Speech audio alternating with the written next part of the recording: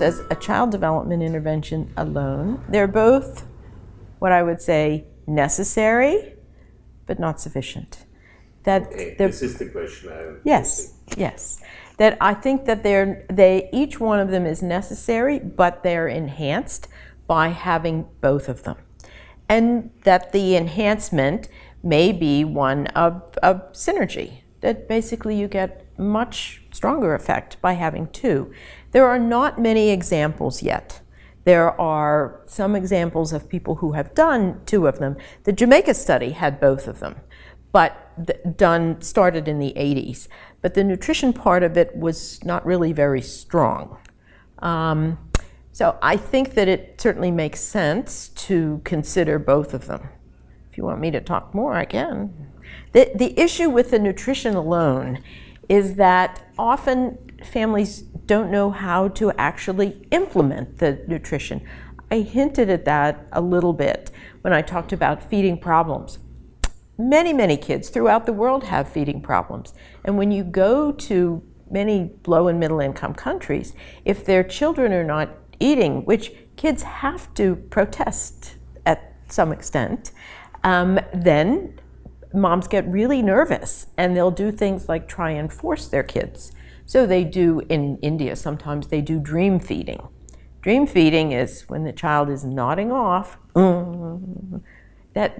It overpowers the child's regulatory system, and B, kids find it very offensive. So those strategies don't work so well. Impact of nutrition on growth, brain, and cognition. Do you really have long-term outcome measures, and are there results in the literature showing that there's an effect?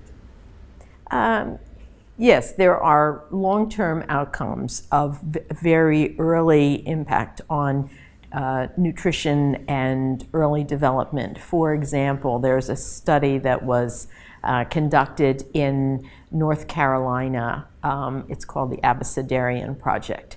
There were approximately 100 low-income children who were randomized either to receive 5 years of a high-quality child care that provided healthy nutrition, opportunities for learning, and access to primary health care. And the other group that was randomized basically to remain in care as usual, which was generally being at home. Those children were followed over time.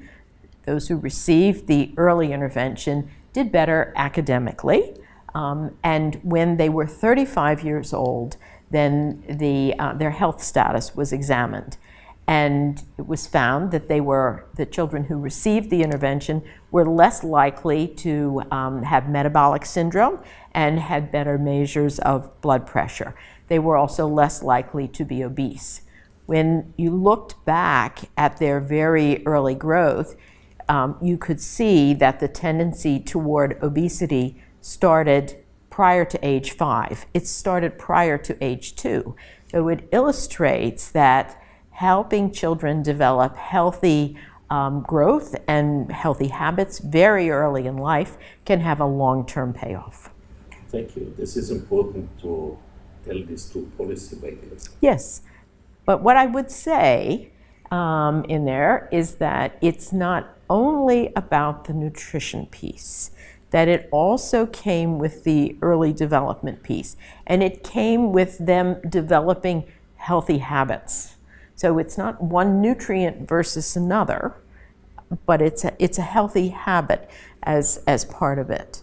As those children also had better wage earning, the Jamaica study showed early on, and other studies have shown as well. The long-term outcome from the Guatemala study shows that as well. So I think, do you want me to stop? No, sometimes the nutrition studies are wanting to have a developmental outcome. If you want a developmental outcome, why would you not put development into the input?